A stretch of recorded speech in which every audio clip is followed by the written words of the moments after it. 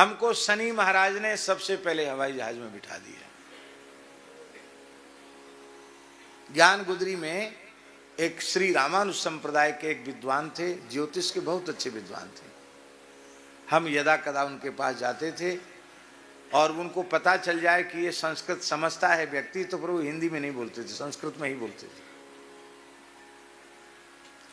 हमसे बड़ा स्नेह हो गया था, बीच बीच में हम उनके पास जाते थे। आपने देखा होगा इधर इधर सामने में उनका घर था, हैं? श्री दामोदर जी, हाँ जी जी जी जी। हमसे ज्यादा उनका प्रेम हो गया तो उन्होंने हमसे कहा कि आपका जन्मांग मैं देखना चाहता हूँ। तो मेरे पास तो जन्मांग था नहीं, तो हमने पता किया और समय मंगाया, जन्म का समय, और उन्होंने हमारा जन्मांग बनाया। बोले तुम्हारा तो बहुत बढ़िया चल रहा है इस समय, लेकिन बात ये है ये खराब समय आपका शुरू होने वाला है। ये शनि की महादशा, अब तो बृहस्पति की दशा तो पूरी हो गई, और जब शनि की शुरू होगी तो कुछ न कुछ उटपटांग होगा। आप जहाँ रह रहे हो वहाँ से आपको हट जाना पड़ेगा, आपका मानसिक संतुलन भी बिगड़ सकता है। तो क्या करें? बोले इसके लिए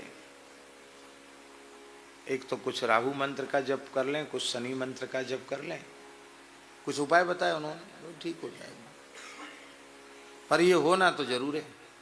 अच्छा, तो हमने महाराज जी से पूछा, भक्तमाली जी से।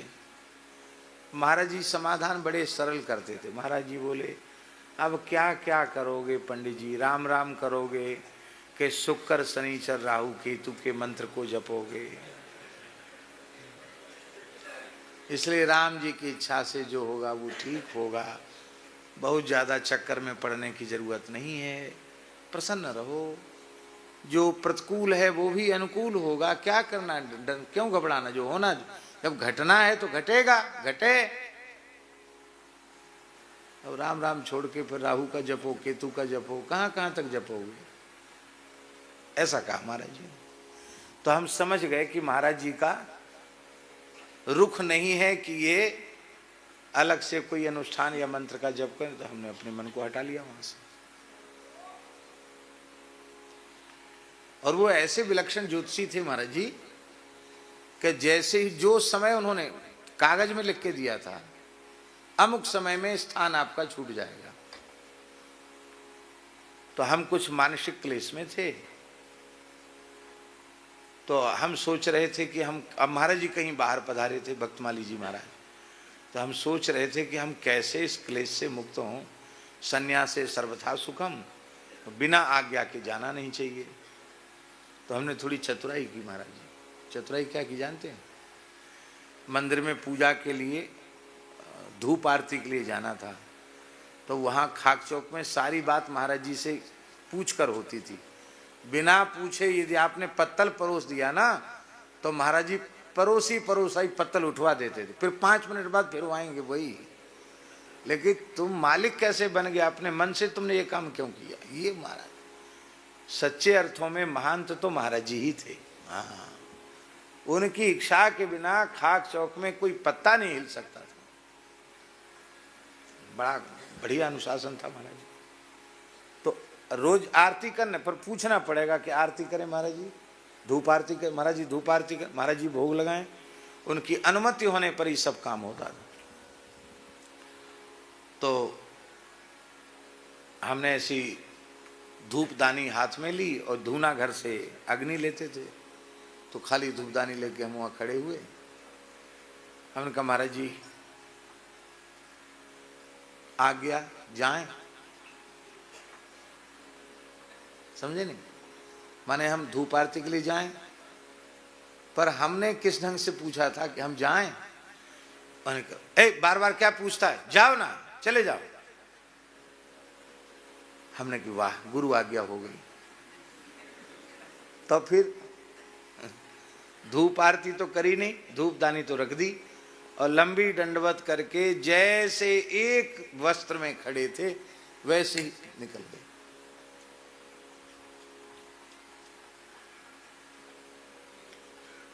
न 1 रुपया पास में, न दूसरी लंगोटी, न दूसरा गमछा, न जूता चप्पल, कुछ नहीं पास में, और निकल पड़े। लेकिन श्री ठाकुर जी की कृपा से कहीं कोई कष्ट नहीं हुआ। दिल्ली पहुंच गए नंद किशोर जी के यहां, और वहां वो समझ तो गए कि इनके पास कोई कपड़ा लता कुछ भी नहीं है, उगारे पुगारे। तो वो तुरंत बाजार से कपड़ा ले आए, पहनने लायक सब चीज आ गई, कपड़ा पड़ा आ गया। बोले महाराज जी कहाँ जाएंगे, कहीं जा रहे हैं आप? हाँ। तो हम सोचे कहाँ भागें, कहाँ जाएं जहाँ लोग खोज न सकें। तो मन में आया कि बनारस चले जाएं, बनारस में जल्दी वृंदावन के लोग नहीं जाते हैं। तो हमने कही हम वाराणसी चले जाएंगे, मन में कहा, और वहीं कुछ होगा, भजन करेंगे, नहीं पढ़ेंगे थोड़ा बहुत बनारस में, वाराणसी चले जाएंगे। तो वाराणसी का टिकट बनवा लो, उनको कहा मैंने, रावत जी। और वाराणसी का टिकट तो बना नहीं, वो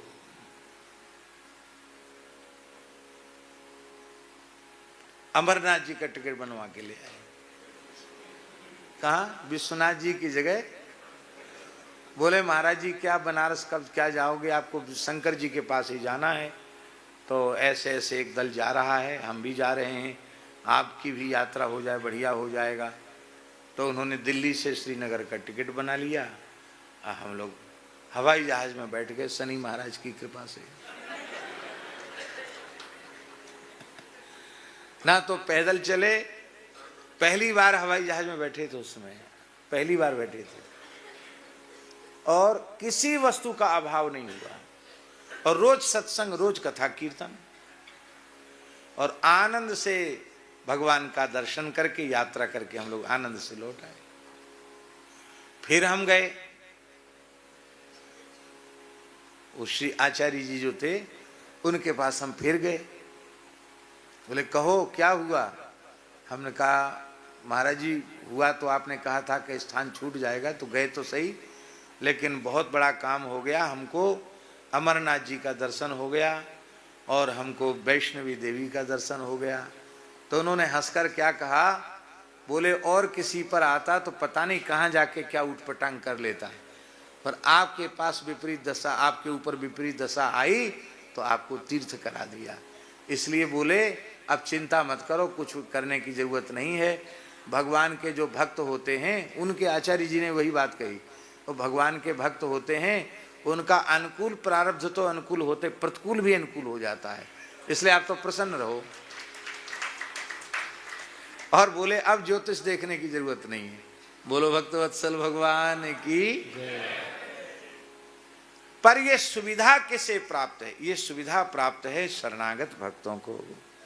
इसलिए भैया सर्वतो भावेन शरण में हो जाओ। हे नाथ, हे मेरे नाथ, मैं आज से केवल आपका ही हूं, आप ही मेरे हैं, मैं आपकी शरण में हूं। बुरा से बुरा हूं तो भी आपका हूं, और खरा से खरा हूं तो भी आपका ही हूं। आपको छोड़कर मेरा अपना कहलाने लायक कोई नहीं है। ऐसा हृदय से स्वीकार कर लो तो सब बात बन जाएगी, बिगड़ी हुई बन जाएगी। बिगड़ी जन्म अनेक की, अबही सुधरे आज, हो ही राम को। यह शरणागति, हो ही राम को नाम जपू, तुलसी तजी कुसमाज। माई मेरे श्याम लगो